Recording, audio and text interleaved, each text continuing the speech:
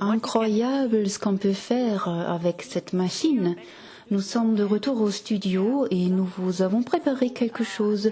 Andreas, j'aimerais que nous parlions de certains sujets que nous avons vus dans la vidéo, notamment du tri du bois.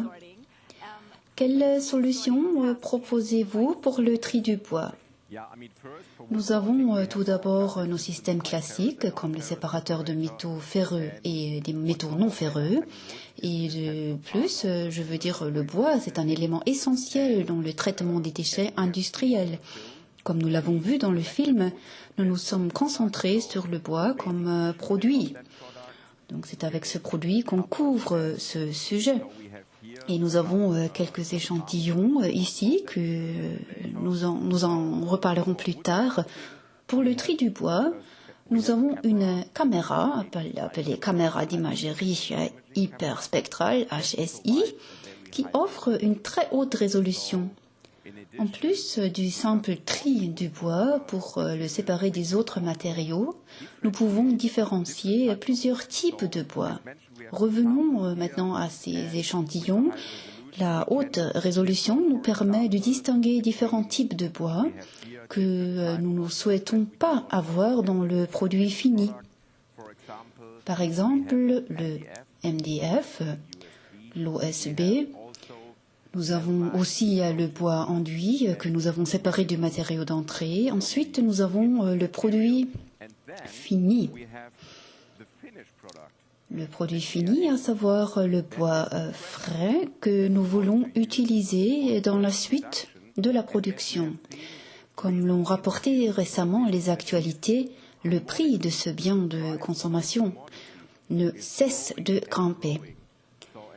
Cela représente un gros avantage pour nos clients, par exemple les fabricants d'agglomérés qui peuvent utiliser ce matériau dans leur process et produire par exemple de nouveaux panneaux agglomérés ou d'autres matériaux à base de copeaux.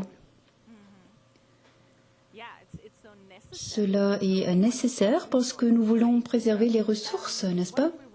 Comment s'y prendre pour la séparation du papier? Dans quelle mesure votre système peut-il servir au tri du papier?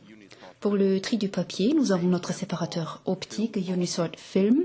Il tire son nom de l'expression film sorting.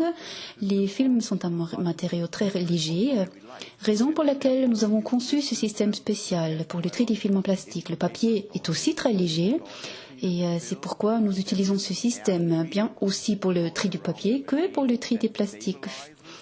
Film, un flux d'air circulant autour de la machine stabilise le papier de manière à empêcher toute turbulence sur le convoyeur d'accélération. Cela contribue à l'efficacité du tri, ce qui est très important dans ce process.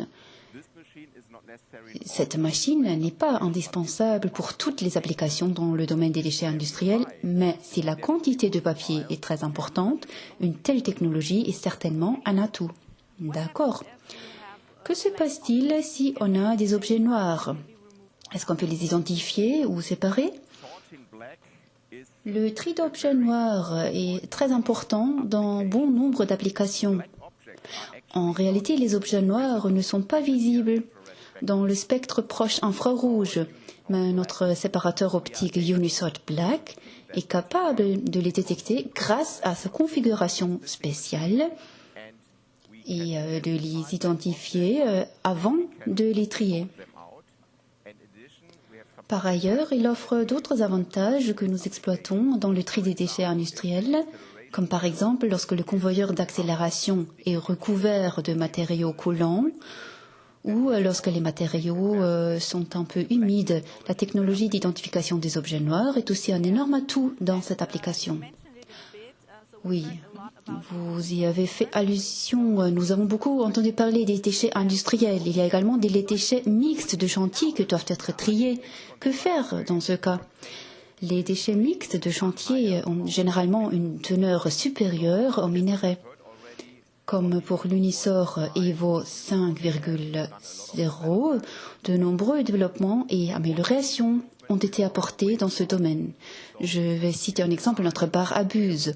Ce nouveau design nous permet de trier ce matériau avec efficacité. un aspect très important dans cette application.